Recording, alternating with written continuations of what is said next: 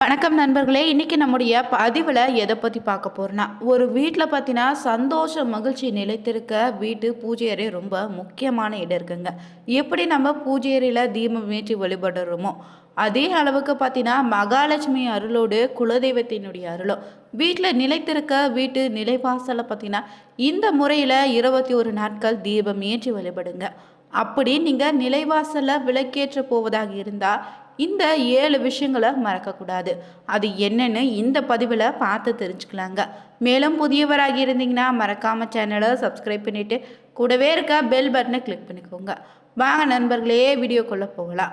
பூஜை அறையில் நம்ம விளக்கேற்றி வழிபடுவதை போல தாங்க நிலை வாசலையும் விளக்கேற்றி வழிபட தொடங்கினாலே நம்ம வீட்டில் பார்த்தீங்கன்னா மகாலட்சுமியோடைய அருளோடு குலதெய்வத்தினுடைய அருளும் எப்போதும் நிலைத்திருக்குங்க. வீட்டில் நன்மைகள் அதிகம் நடைபெற தீய சக்திகள் வெளியேற பார்த்தீங்கன்னா வீட்டு நிலைவாசலை விளக்கேற்றுவது ஒரு ரொம்ப முக்கியமான விஷயமாக இருக்குது. ஆனால் பலருக்கு இது ஒரு தெரியாத விஷயங்க. தெரிந்தவங்க தான் இந்த நிலைவாசல் விளக்கை தீபம் ஏற்றி வழிபட்டு பல அளவில்லாத பலன்களை பெற்றிருப்பாங்க. அந்த வகையில் இந்த தீபத்தினுடைய மகிமை என்னன்னு தெரிஞ்சுக்கலாம். நாம் எப்படி வீட்டு பூஜை அறையில் விளக்கேற்றி வழிபடுவது ஒரு வழக்கமான விஷயமாக வச்சுருக்கோமோ அதே போல் நிலைவாசலையும் நம்ம விளக்கேற்றுவதை வழக்கமாக மாற்றிக்கணுங்க. பெரும்பாலானவங்க கார்த்திகை மாதத்தில் மட்டும்தான் வீட்டில் நிலைவாசலை விளக்கு ஏற்றுவீங்க. இன்னும் சிலர் மார்கழி மாதத்தில் கூட வீட்டு வாசலை விளக்கேற்றுவதை பழக்கமாக வச்சுருப்பீங்க. ஆனால் அனைத்து மாதங்களையும் வீட்டு நிலைவாசலை விளக்கேற்றி வந்தீங்கன்னா சிறப்பான பலன் உண்டுங்க. வீட்டில் நிலைவாசலில் விளக்கேற்றுவது பார்த்திங்கன்னா செல்வத்தின் அதிபதியாக இருக்கக்கூடிய மகாலட்சுமி வீட்டுக்கு வரவேற்பதற்கான ஒரு ஆன்மீக அடையாளமாக இருக்குது. நம்முடைய முன்னோர்களுடைய சொல்படி பார்த்தீங்கன்னா நாளை நேரத்தில் வீட்டு வாசலை விளக்கேற்றுவது வீட்டில் பார்த்தீங்கன்னா எப்போதுமே நேர்மறை ஆற்றலை அதிகரித்து தீய சக்திகளை வெளியேற்றணும் சொல்லியிருக்காங்க. இதனால் இந்த வழிபாட்டினுடைய முழு பலனே சில குறிப்பிட்ட விதிமுறையோடு நம்ம பின்பற்றாலே வீட்டில் பார்த்தீங்கன்னா அனைத்து தெய்வங்களுடைய அருள் எப்போதும் நிலைத்திருக்குங்க. அதில் முக்கியமாக பார்த்தீங்கன்னா இந்த 7 விஷயங்கள் என்னென்னு முதல்ல நீங்கள் தெரிஞ்சுக்கோங்க. சரியான ஒரு நேரம்னு பார்த்தீங்கன்னா விளக்கேற்றுவதற்கு உகந்த நேரம் தான் சத்திய காலன்னு சொல்லக்கூடிய அந்த சாயும் பொழுதான மாலை 5:30 நிமிடத்திலிருந்து 6 மணிக்குள்ள விளக்கேற்றுவது ரொம்ப நல்லதுங்க. இந்த நேரத்தில் பிரபஞ்சத்தில் நல்ல ஆற்றல்கள் அதிகம் இருக்குன்னு சொல்லப்படுது. இந்த நேரத்தில் விளக்கேற்றி வழிபடுவது வீட்டில் பார்த்தீங்கன்னா எப்போதும் மகிழ்ச்சியை ஏற்படுத்துங்க. அதே போல் விளக்கேற்றக்கூடிய திசையை பார்த்தீங்கன்னா வாசலை ஏற்றக்கூடிய விளக்கானது கிழக்கு இல்லைன்னா வடக்கு நோக்கி தான் இருக்கணும். கிழக்கு நோக்கி ஏற்றினா உடல் ஆரோக்கியம் மேம்படும். வடக்கு நோக்கி ஏற்றி வழிபட்டினா வீட்டில் செல்வம் பெருகும். தெற்கு திசை நோக்கி விளக்கு வைப்பதை மட்டும் தவிர்த்துக்கோங்க. அதே போல் விளக்கு வைக்கக்கூடிய இடமும் ரொம்ப முக்கியமானதுங்க. வீட்டிற்கு உள்ளிருந்து வெளியே வரும்போது வாசலில் வலதுபுறத்தில் விளக்கு இருக்கணும். இதுவே மகாலட்சுமி நீங்கள் வீட்டிற்கு நுழைவு வாயிலாகவும் சொல்லப்படுது.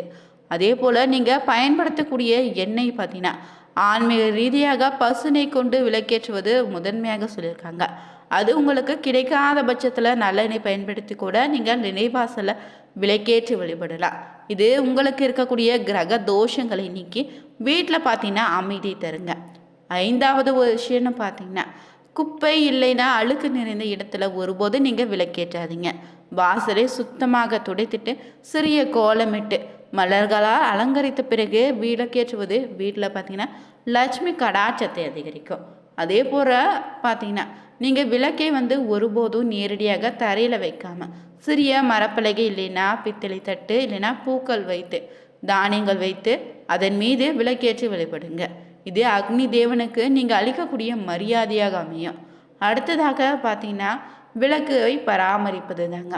பயன்படுத்தக்கூடிய அகல் விளக்கு விரிசல் அடையாமல் இருக்கணும். ஒவ்வொரு முறையும் பழைய திரியை மாற்றிட்டு புதிய திரியை பயன்படுத்தி தாங்க நிலைவாசலை விளக்கேற்றி வழிபடுவது சிறப்பான பலனை தருங்க. இந்த எளிய விதியை நீங்கள் பின்பற்றி மாலை நேரத்தில் தீபமேற்றி வந்தாலே உங்கள் வீட்டில் பார்த்தீங்கன்னா இருள் நீங்கி மங்கள மகிழ்ச்சி நிறைந்திருக்கோ. வீட்டில் பார்த்தீங்கன்னா எப்போதுமே சுப காரியங்கள் நடக்குங்க. எந்தவித பிரச்சனையாக இருந்தாலும் சரியாகிடும். இந்த முறையில் நீங்கள் விளக்கேற்றுவது பார்த்தீங்கன்னா பிரம்ம முகூர்த்த நேரத்தில் விளக்கேற்றிய பலனை போல பல மடங்கு சிறப்பான பலனை தருங்க. பொதுவாகவே பார்த்தீங்கன்னா வாசப்படியில் உட்காராதே நிற்காதேன்னு பலரும் சொல்லுவாங்க. நீங்கள் கேள்விப்பட்டிருக்கலாம். அதற்கான காரணம் என்னன்னு பார்த்தீங்கன்னா நம்ம வீட்டு நிலைவாசல்ல கதவுல தாங்க குலதெய்வம் வாசம் செய்வதாக சொல்லப்பட்டிருக்கு. ஒரு வீட்டினுடைய தலைவாசல்ல பார்த்தீங்கன்னா அஷ்டலட்சுமியும் வாசம் செய்வது போல தலைவாசல் கதவுல குலதெய்வம் குடியிருக்குமா.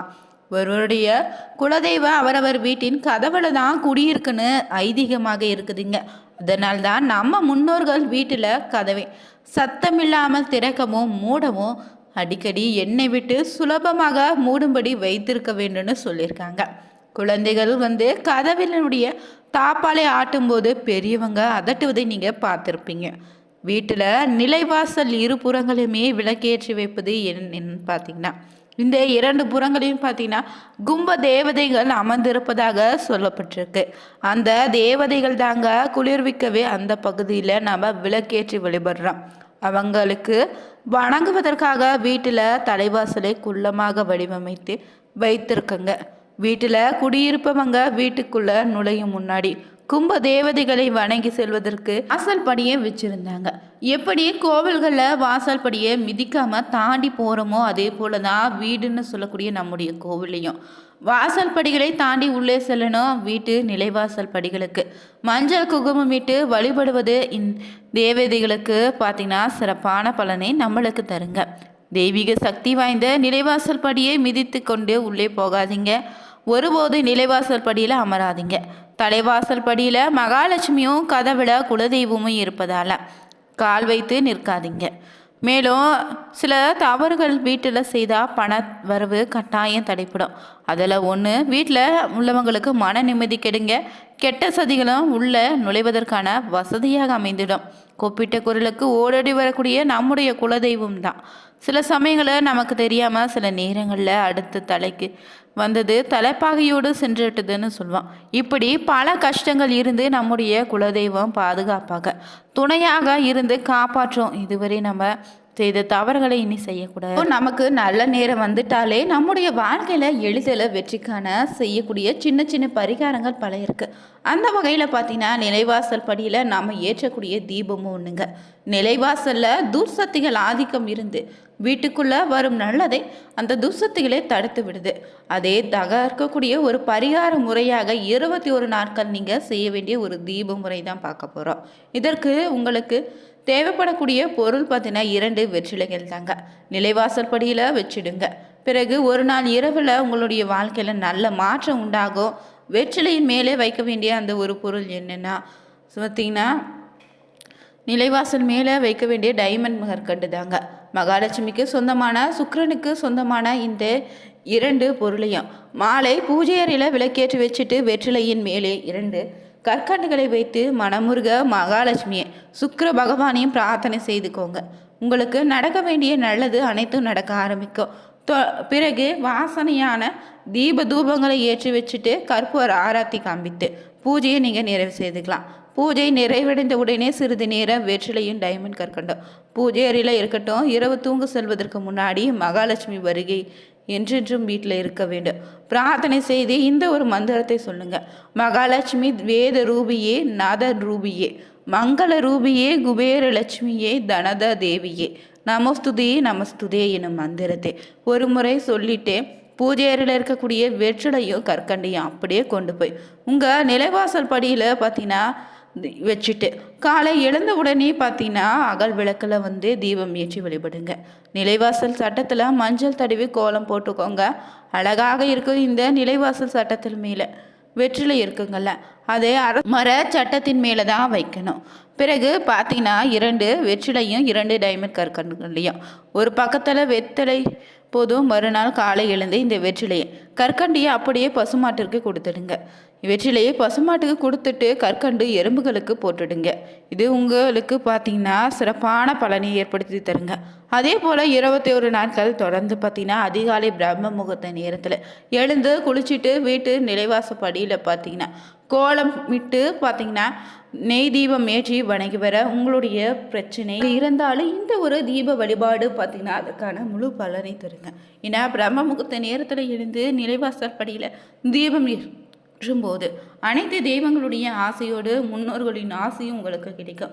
இதனால் உங்கள் வீட்டில் இருக்கக்கூடிய பண பிரச்சனை கஷ்டம் தீராத நோயின்னு எப்படிப்பட்ட பிரச்சனையாக இருந்தாலும் தீர்ந்துடுங்க. வீடியோ பிடிச்சிருந்தா லைக் பண்ணுங்கள், ஷேர் பண்ணுங்கள், கமெண்ட் பண்ணுங்கள். அனைவருக்கும் நன்றி நண்பர்களே.